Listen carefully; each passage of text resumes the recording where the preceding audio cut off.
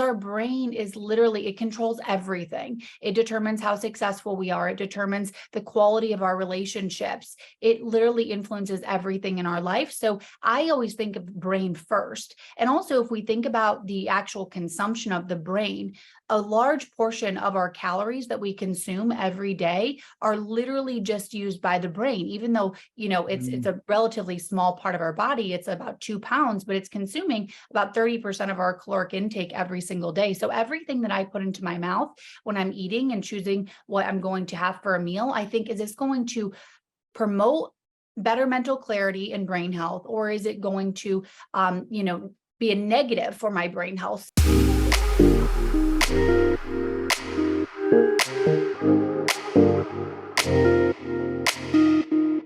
Hey guys, welcome back. You're listening to another episode of the Ancient Health Podcast. Today we have the beautiful Kayla Barnes. She is the CEO and co-owner of LYV The Wellness Space. We were just talking about how amazing this place is, that is just a lifestyle, and she's fully embraced it, and she is bringing therapies to people that are changing their lives.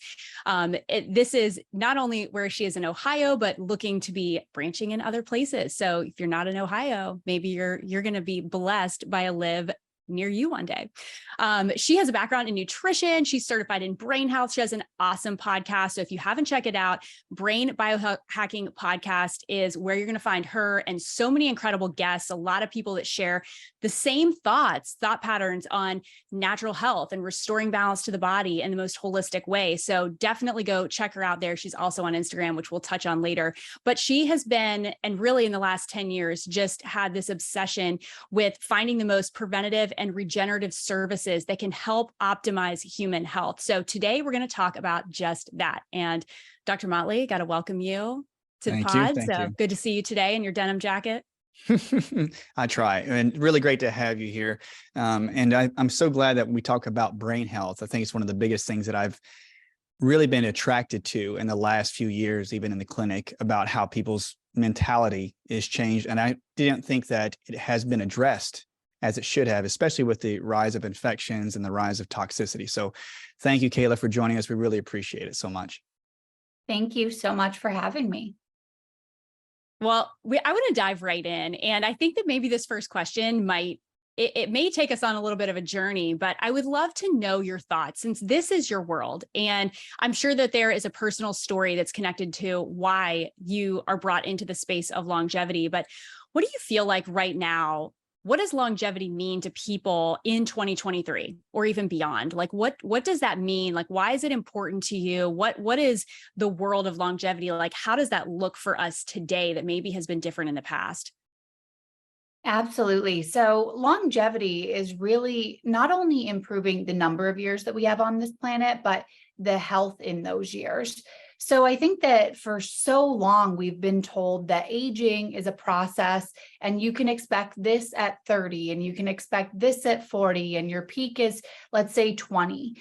But we now know that there are so many different interventions, from, of course, lifestyle habits, diet, nutrition, but then all of these more kind of advanced practices in regenerative and longevity medicine that can really extend the number of healthy years that we have. And that's really the goal.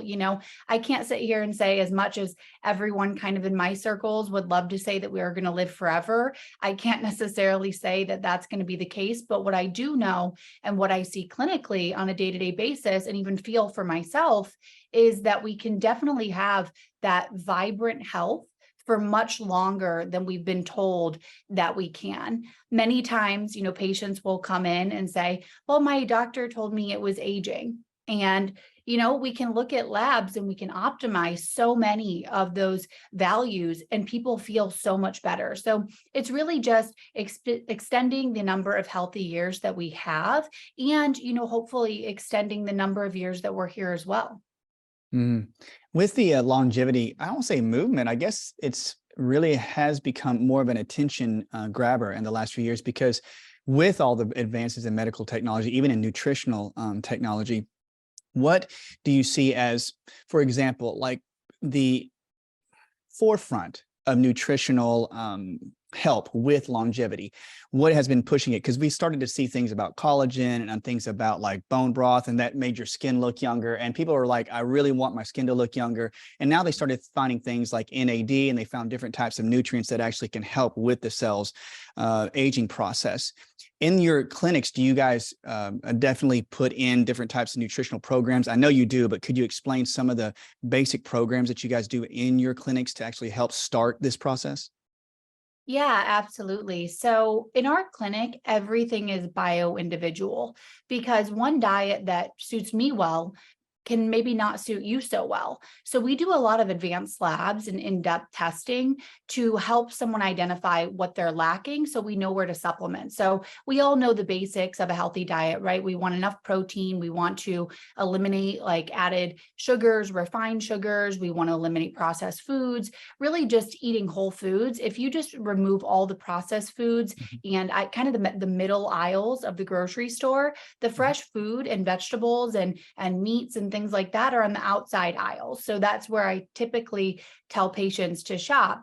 But if you really want to dial it in, we need to look at nutrient status. So we do a lot of testing called a Nutri-Eval, which is going to look at where your nutrient status is. So then you can eat more foods that are rich in those specific nutrients, or you can supplement with them. So it's really unique to every single patient, and also what the patient's goals or desires are. So if you're a bodybuilder, you're going to have a very different nutritional requirement than if you're looking to just extend health span or you're not working out as much. So everyone is really unique. And so that's why when you have the data to really develop a customized plan for that person, it's so much more beneficial in the long run. The other thing that we do a lot of is CGM testing. My friend, Dr. Casey, is one of the co-founders of a company called Levels.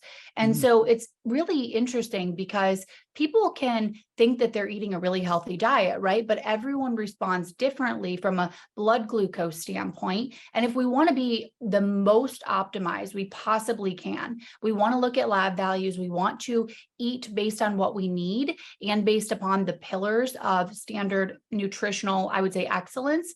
But then we also want to look at how our body responds to different foods, because I can eat a sweet potato and you guys could eat a sweet potato and we could have a totally different blood sugar response. So a lot of times with new patients, we will also give them or send them or set them up with a Levels Dexcom for the first few months and see how their body is responding. We actually have a platform that gives us real-time data on a ton of different health trackers for our clients. So we can see what their glucose is that day. We can see how many steps they've taken. They can connect their Oura Ring. They can connect their Withings Smart Scale. We can see their body composition, and we can track those improvements over time, which is really exciting. But from a nutritional standpoint, outside of the basics of what I mentioned before, and really, an anti-inflammatory diet, we really want to make that super custom.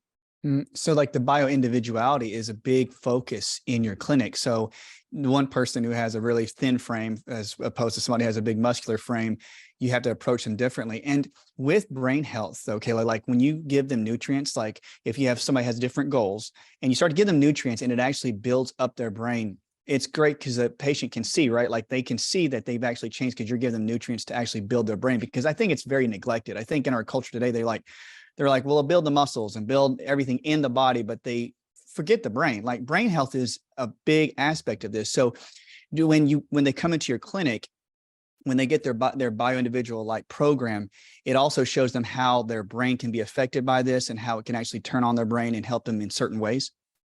Absolutely. I mean, some of the chief complaints we'll say is low energy and brain fog. And unfortunately, and I do think this is changing, but unfortunately, most people start to think about their brain health much later in life. You're in your 50s, 60s, 70s, when you maybe start to forget where your keys are or realize you're having a little bit of memory lapse.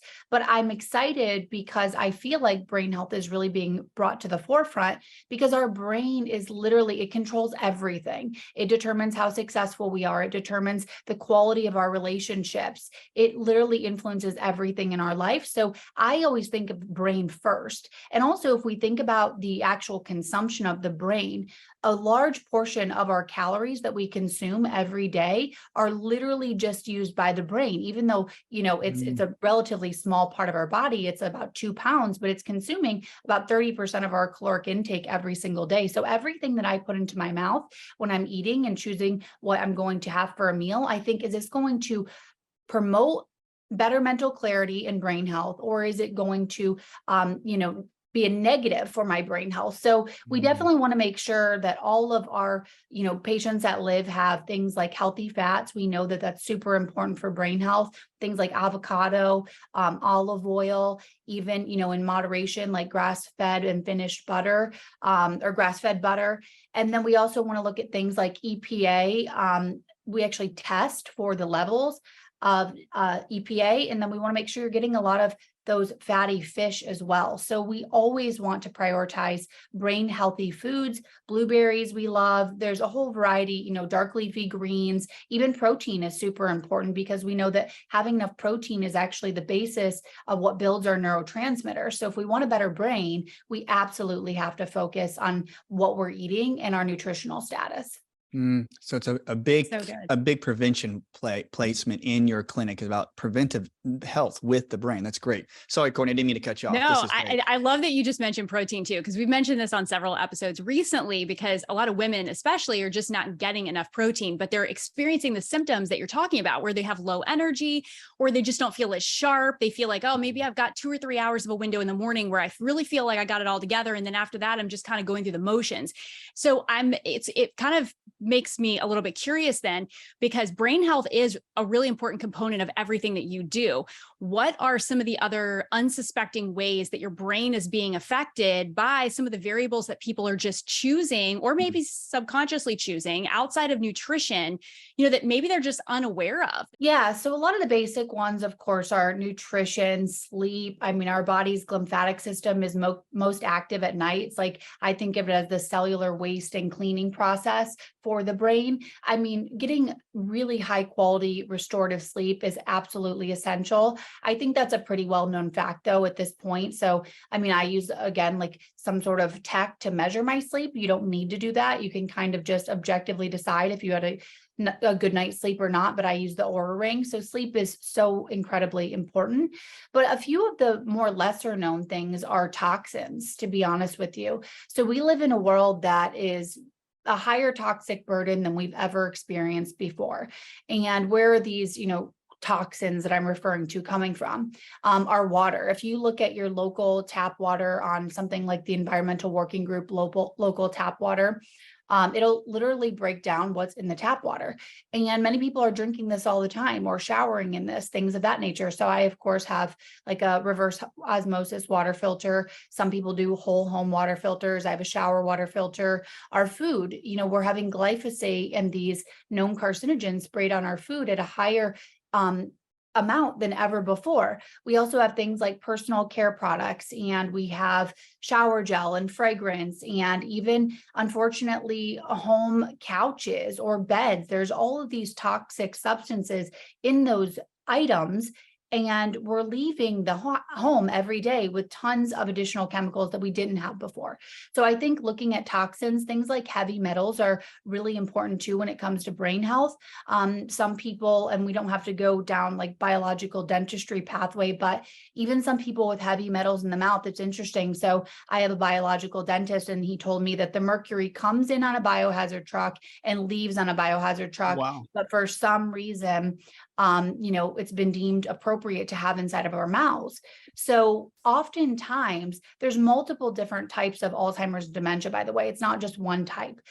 There's vascular, so you're not getting enough blood flow. There is a toxic essentially form. So we always really like to look at heavy metal toxicity, environmental toxins, and even things like mold and mycotoxins. So we do something called a total tox burden and look at all of those different toxin levels, because when you think about brain-related disease, it's really just functional medicine. So what's causing the issue. Just like everything that we experience, if we have a headache or unexplained weight gain, or we can't lose weight or tons of low energy, what's the reason? And unfortunately, Western medicine isn't currently designed to figure that reason out. Typically, the visits are too short, and it's not because these doctors don't have amazing intentions, because for sure, tons of them are friends of mine and they all do, but it's the way that the system is created that unfortunately we don't have the time, and insurance does not cover testing such as the test we're talking about right now. So that's the unfortunate thing. But the good thing is there are clinics like mine that are popping up all the time. And if you are able to, you can really dive deep and work on solving the issues before they turn into a major problem, chronic disease, issues with your brain health, so on and so forth. Another thing is definitely gut health. I think that connection has been pretty well established, but the gut is being called the second brain at this point. We actually have neurons inside of our gut, and our gut is so influential. I mean, our gut and our brain communicate directly. So for most patients, one of the first tests that we run is a really extensive gut test. The gut is so complicated, and there are many amazing probiotics out there. But the problem with that is if you don't have any idea what you're actually treating, it's difficult to just prescribe a one size fits all probiotic. So when we look at the gut, it's going to actually break down all of the levels of dysbiosis, which is like an overgrowth of bad bacteria. It'll tell us too little of good bacteria. And then the goal is to really kind of weed out or get rid of any sort of parasites or infections or viruses, things of that nature, and then reduce the dysbiosis.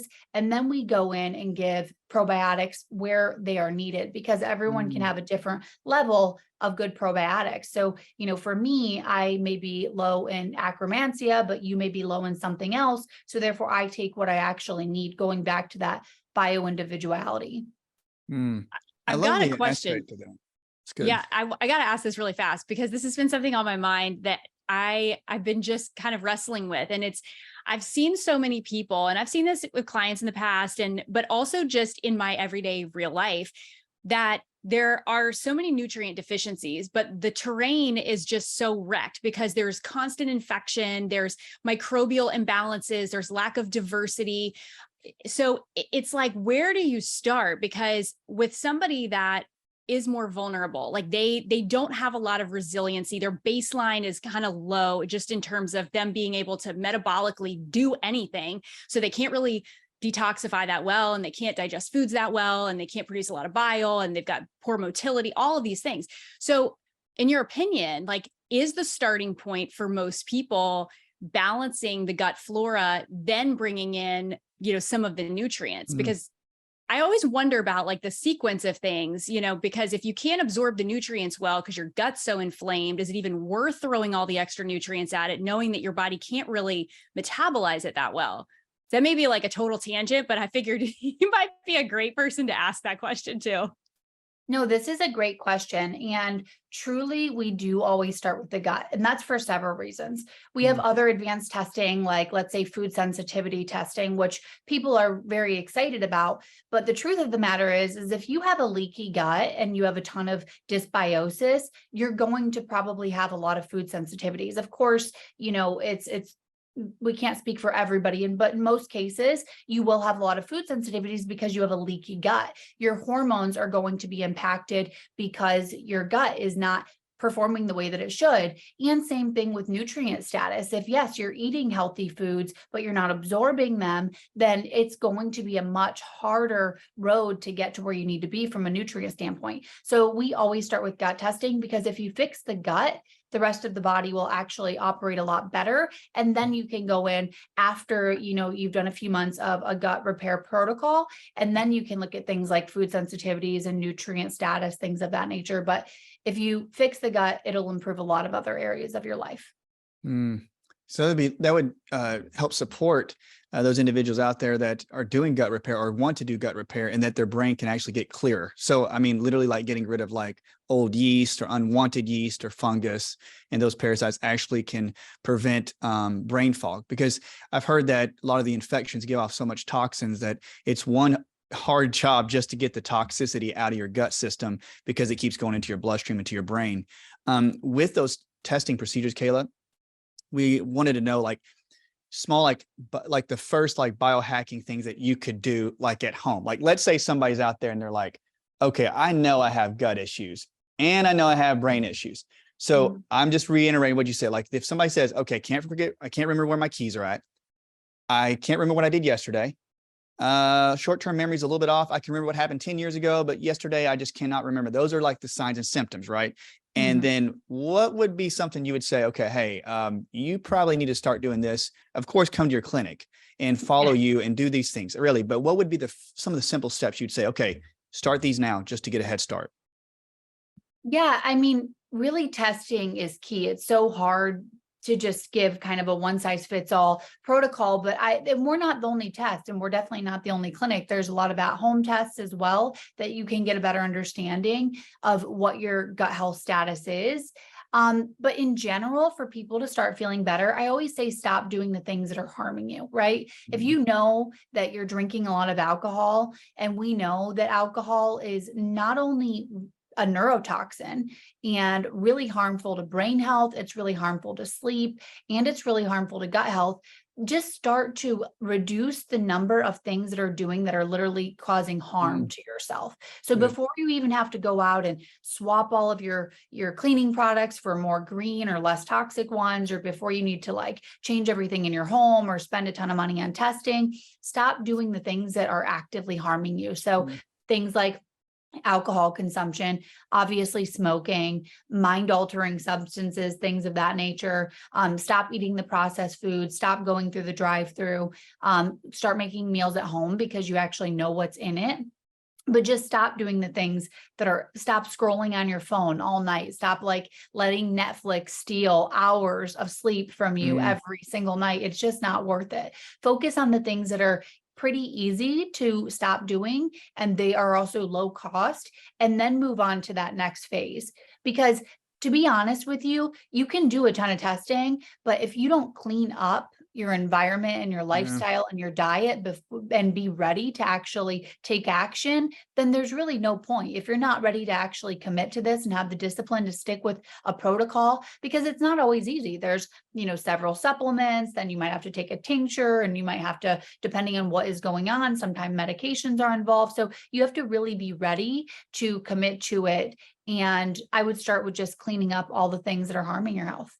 Well, I want to ask this. If somebody, say they're starting from ground zero and they're like, all right, I need to probably get an air purifier and a water filter and like some of these things, like what's the most important? Like, obviously, like if you can do the food, the nutrition, get all that, like if there's one thing you can do for your household, like one investment, like piece, I don't know, EMF mitigation to whatever, like do you feel like has the heaviest impact that could move the needle the furthest for somebody like that's just starting out and they're like, I can only commit to one thing right now, but what would that one thing be? I would have to say a water filter, because obviously we drink so much water. And I mean, in my opinion, this might be controversial, but it really should be criminal what is allowed in our water supply. It's truly not fair that we have to pay more to, not eat poison. It costs more to have organic food, costs more to have water filtration. But not only, are we drinking the water, but we're cooking with it. Like I said, I use a reverse osmosis. With that, you have to be conscious of the fact that it literally pulls out everything. So I remineralize it. But I would start with the water filter. And if you break it down too, and you're buying like bottled water or something of that nature, if you think about it as a monthly expense, it's a little bit more tolerable. And also you definitely want to use like glass bottles or something of that nature, not a plastic bottle, because we know that there are all these microplastics floating around in the bottles and a variety of different other things that we're consuming. So we want to try to minimize those microplastics as much as we can. I like it, because when we're talking about like, that's a great point, like with water and Courtney, like I was thinking about the same thing about like, what would be like our biggest hacks? Because, some individuals out there, like when you get basically like feelings of dementia or short-term memory, most people are like scared to do anything after a while. They're like, well, if I start this program, they're hard to start bigger programs like digestion. And so I was thinking about the simplistic forms of what they could go into. And I'm glad we're talking about water, because what is the effect of dehydration on the brain? That was the thing I was trying to get to, because I see a lot of patients come in and they literally have high amounts of brain fog and they have like infections. They may have like old chronic strep or yeast issues. But literally their brain, whenever we start giving them, just tell them, take, 6 cups of water a day, because most people do not drink water as much. Do you find a lot of dehydration in your clinics about people who just never drink water? Oh, absolutely. And we can actually see it in specific elevated lab values that they were dehydrated. So it's very common. I definitely don't think people are drinking enough water or, at times the right type of water, but the brain is mostly fat and water. It's actually really soft. It could be kind of compared to the consistency of soft butter. And so it's mostly fat and water. Our bodies are mostly water. So if you simply just get a water filter and optimize your water intake and make sure with that you're taking some minerals. I mean, that should already help with some at least relief of the brain fog and a little bit more energy, because when your body is in kind of preservation mode because it doesn't have enough water or the nutrients that it needs, I mean, of course, it's not going to be optimal in any way. So yeah, really small step, but can make a big impact is getting really clean water and drinking enough of it. Mm-hmm. Yeah, so good. Water is really big. I fully agree that getting the water filter would be like my first investment. And then I think you just start stacking from there, because there's just so much that our bodies are up against, which leads me to the question of, what are the non-negotiables now? Like, what do you feel like for somebody to achieve this optimal level of health and longevity, like extending the road of the quality of your years, like you've got as many healthy years under your belt as possible? What do people have to do now that maybe we didn't have to do 10 years ago or 20 years ago? Like, are there certain things that's like, hey, like we have to be grounding. And if you're not outside and you're not afforded that, like you need to be, using something like PEMF or, like, what is it? Because I feel like we all really want to achieve that, but the world has changed so fast and in so many different ways that it's hard for us to keep up with what our body's trying to tell us it needs. And so we're kind of like Band-Aid approaching it with a couple good therapies here and there, but we just don't have all the pieces together to make it make sense for our bodies so that we can really feel well. So what do you feel like that is? What do people need to be doing that you just feel like you can't neglect this, or you are not going to experience, long-term health? Absolutely. And I love the concept of combining ancestral wisdom with modern science, right? So there are so many things that we've gotten away from that habits that are health promoting. So I really see us moving from like box, which is like our home, to another box, which is our car, to another box, which is our office.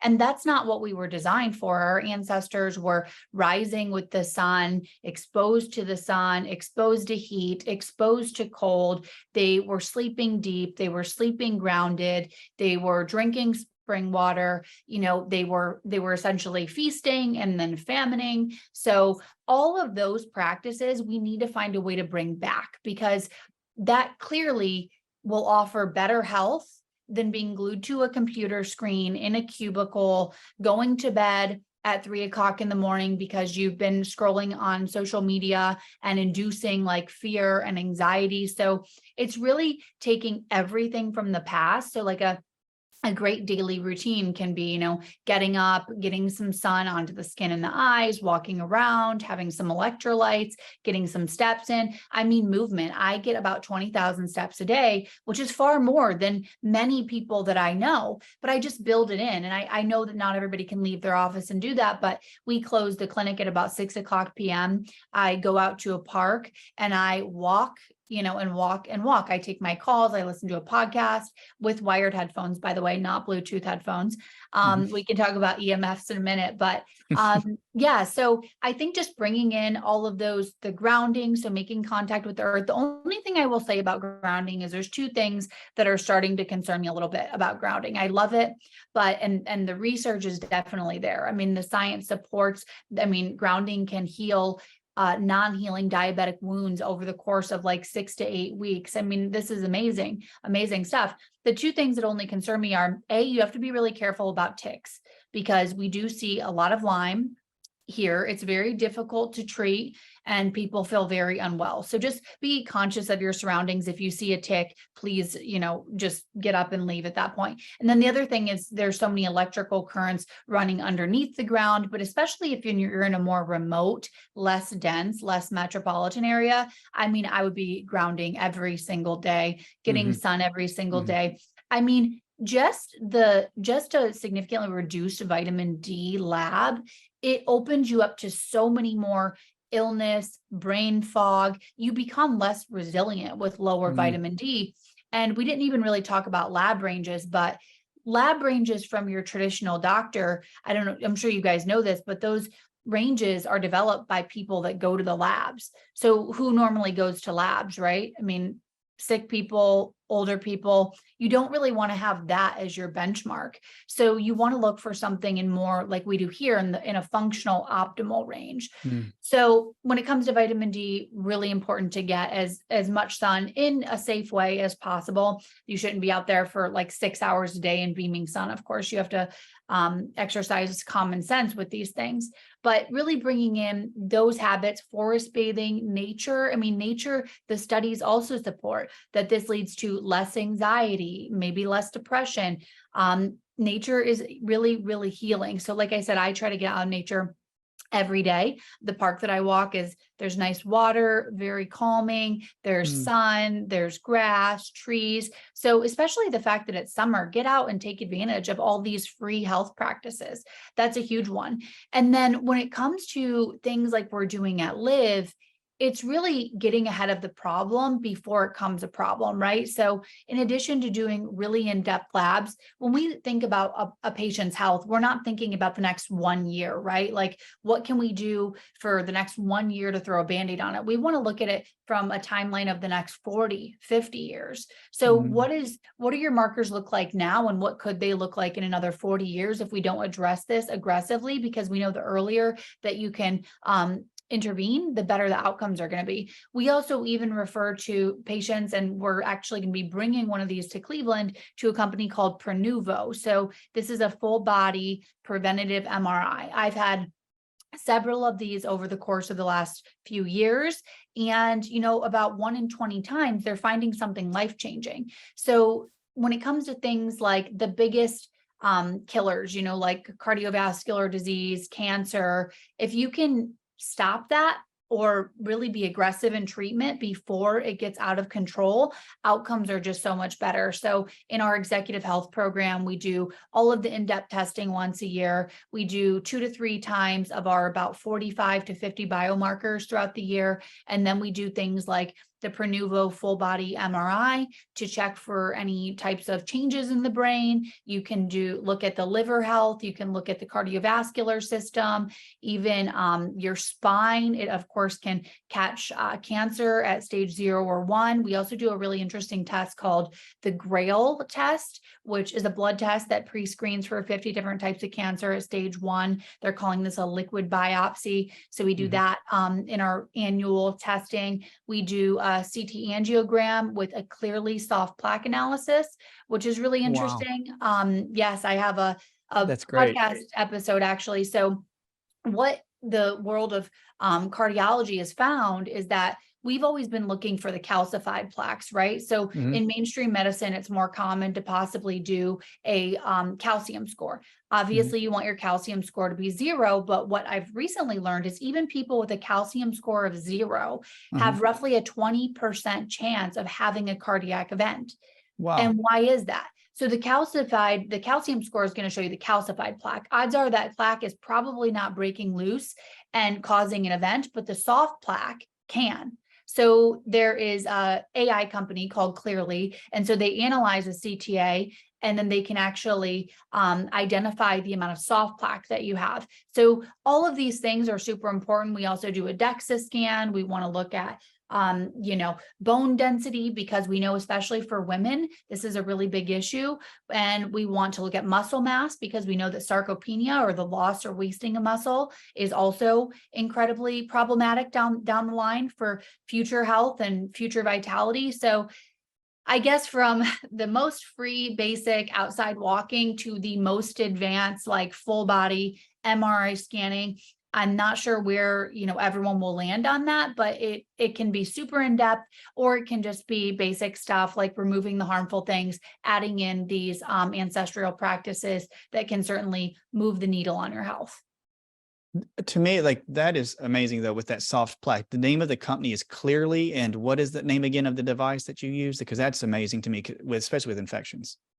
Yeah, so Clearly is the AI analysis. So you do need to get, and you can get a referral for a CTA. The images have to be a specific quality. So we can include some of the details in the show notes, but then it can analyze it. So for example, my clinic, if anyone has a CTA, they can actually send us the imaging, and then we can upload it into the Clearly software, and it'll give you the analysis back. And their goal was really to be like a full picture of heart health that's more comprehensive than what we had before. So that's the exciting time about the world we live in right now. I mean, AI technology and the data set is getting so much better. Like as an example, the founder and CEO of Prenuvo, Andrew, is a good friend of mine. So that's the full body MRI, Prenuvo. They are creating a data set that we never had before. So if you were to look at like a 30-year-old female that's healthy, there aren't a ton of, let's say, brain scans or full body MRIs on this individual because we weren't doing this before. So now that they have so much data, they're actually able to start mapping what you should expect at certain stages of life that we just simply didn't know before. This is with the soft plaquing, would this be in congruency, like when you're talking about the infections? Because I was wanting to ask you, when you say Lyme disease, like what are some of the most common infections that you think or you see affect brain health? Because individuals may have like old chronic strep, or they may have some viral issues, and they would never expect that would have a link. But also, I like to investigate in the clinic where you're talking about soft plaque, about how some of this soft plaque can also house, they say, some of the infections, and they can actually get on the sides of your artery walls and can create more inflammation. With that, what are the most like common types of infections you would ask patients or individuals when they get a scan? Like they have soft plaquing. What are some of the infections you would say, what to look for if they had it in the past? Like if they had chronic strep, do you see common infections when we're talking about brain health and the plaquing? Well, there's no doubt that chronic infection definitely impacts the brain. So most commonly in our clinic, we'll see Lyme, some reactivated EBV, which is pretty common. Obviously, we had another virus over the course of the last 2 years, and there can be some residual issues with that. We have some interesting protocols with like hyperbaric oxygen therapy, IV therapy, and some IV ozone. IV ozone, it's been used in medicine for a long time, but we've seen some incredible results with different viruses. So it's not extremely widely known, but if you can look it up and it's near you and you do have a virus, you most certainly want to get that under control as soon as you can. And some of these, we'll call them alternative therapies like IV ozone or ozone saunas, can really be helpful in expediting results for these types of viruses.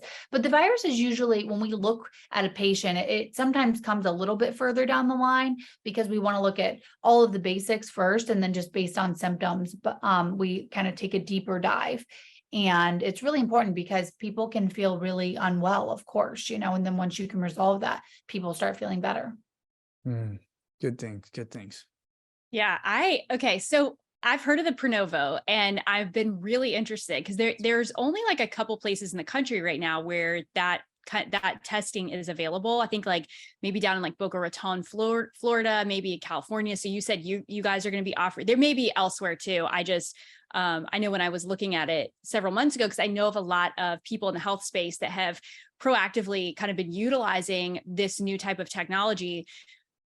If it's overwhelming for somebody to think about, because my first reaction is like, okay, I'm about all things health, but how in the world am I going to be able to afford this? If I feel good, do I need to be doing this? Because maybe there's a chance something's hiding under the surface that I'm unaware of. Like, where do you sit on that? Because I do think that there is this level of like knowing your body, and then this level of like living in constant fear. And I straddle that line too. Like I do struggle with that, because on one hand, like I want to be able to invest in my health because I know the world we're living in, but I also want to live my life and not be like having an anxiety attack. And we're seeing so much decline in mental health. I mean, people are struggling, children are struggling. I mean, I have kids and they even struggle with this at times. And I'm like, this is stressful as a parent, because I'm like, you at 7 years old do not need to be having insomnia issues and anxiety and worry. So like what, I guess in your thought, because I'm unpacking probably like 7 questions into one here, but as far as like mental health, because that's something that is, I feel like everybody probably can relate to, struggling with some component of that. What's like the big issue that we really need to be looking at, why that's really spiraling for so many people? Well, without a doubt, if you look at the decline of our health, there's a parallel line basically with the decline of mental health. So what we're doing to our bodies, we're doing to our brain, and what we put in our bodies, all of the things that we've discussed already, is so critically important. But then we have the inclusion of all of social media, right? I mean, people are literally addicted to their phones. We used to live in a world where you only compared yourself against the people in your high school or the people in your college or the people in your workplace.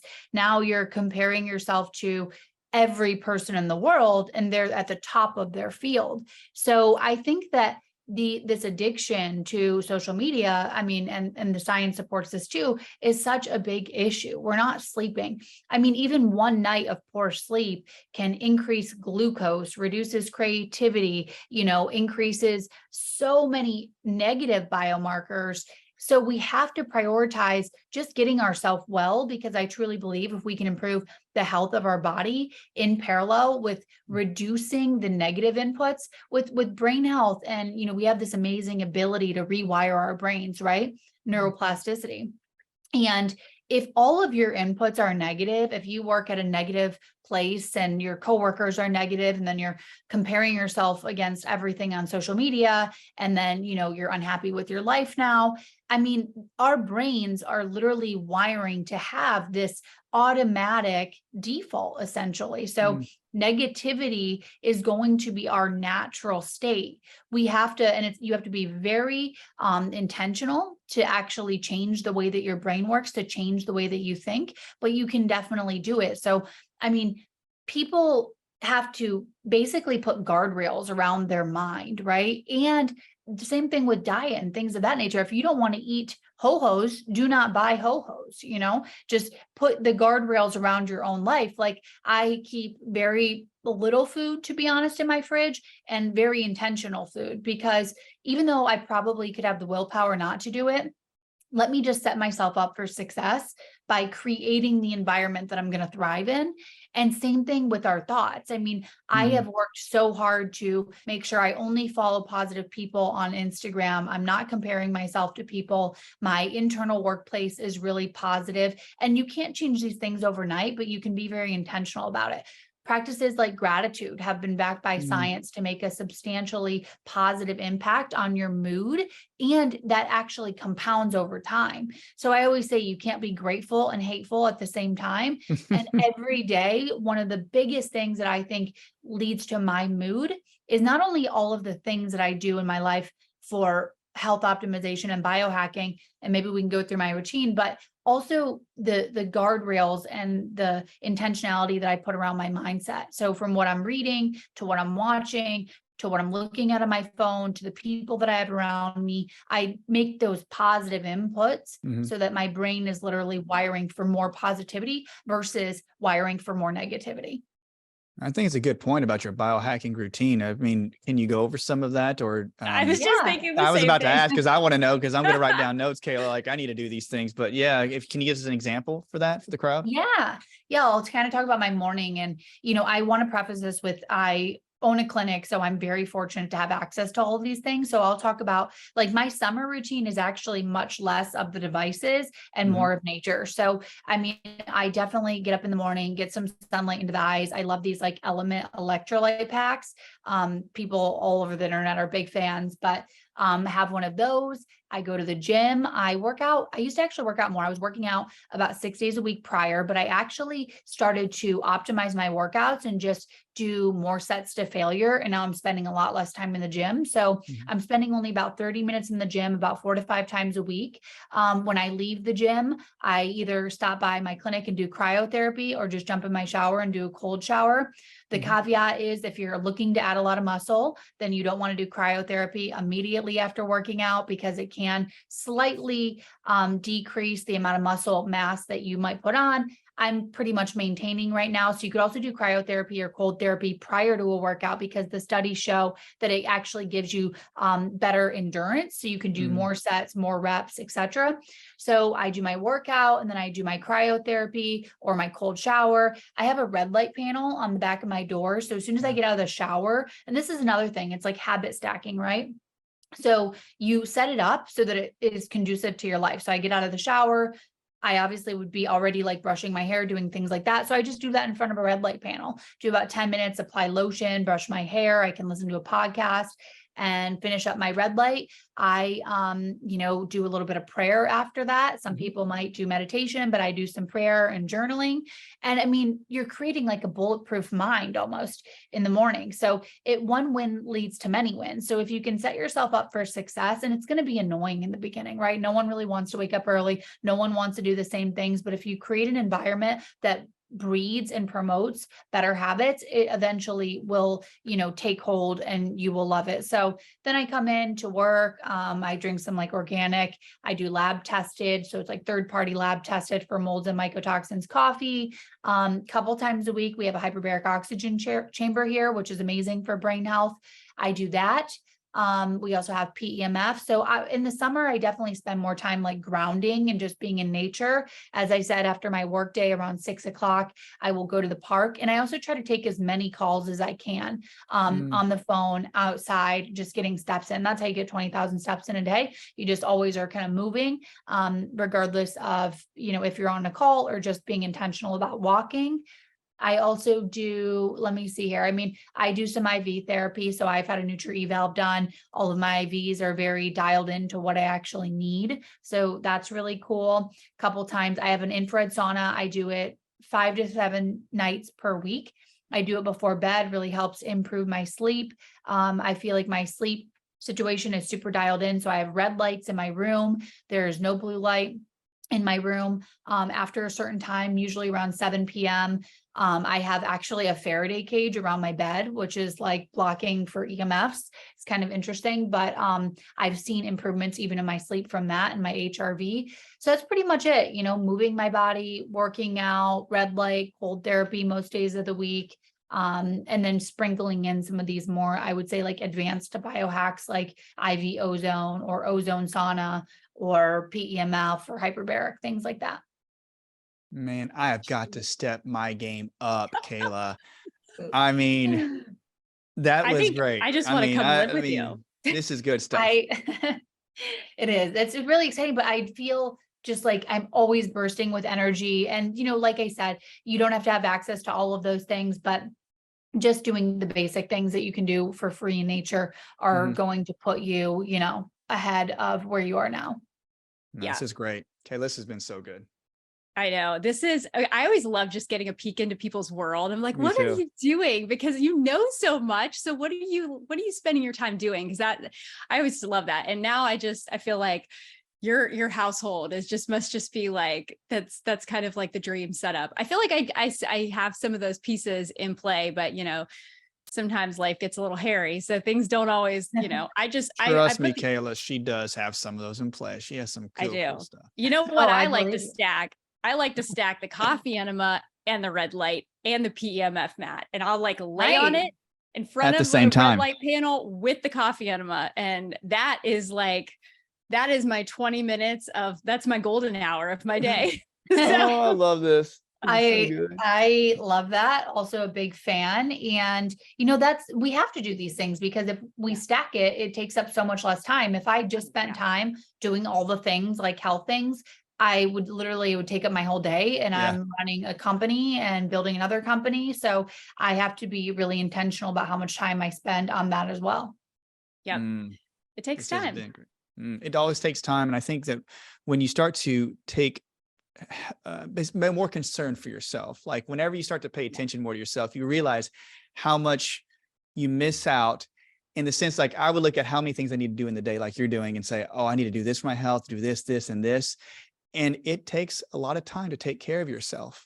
And I think it's why we always often neglect it, And so people say, oh, I'll just take too much time and we're going to take care of everybody else and try to get these things done. So looking into your life and looking into your day, you're thinking it is possible. You can get these things done.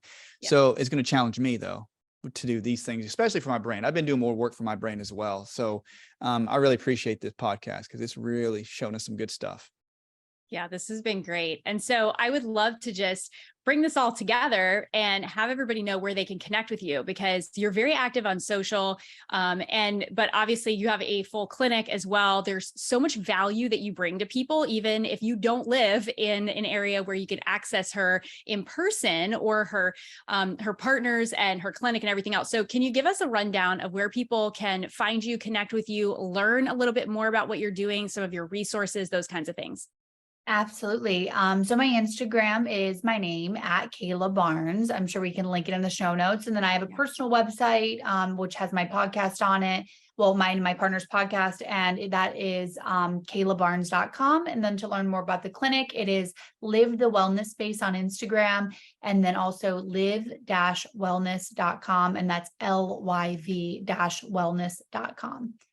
That's perfect. Yeah, This we'll link everything in the show notes. Eye-opening. And very good, because I think that mental health and brain health is just often neglected. So for everybody out there, please check this out, because if your mind goes and your mobility goes, it's not a very happy life. So I always say kudos to you, Kayla. Thank you for putting this information out there and for making it a forefront.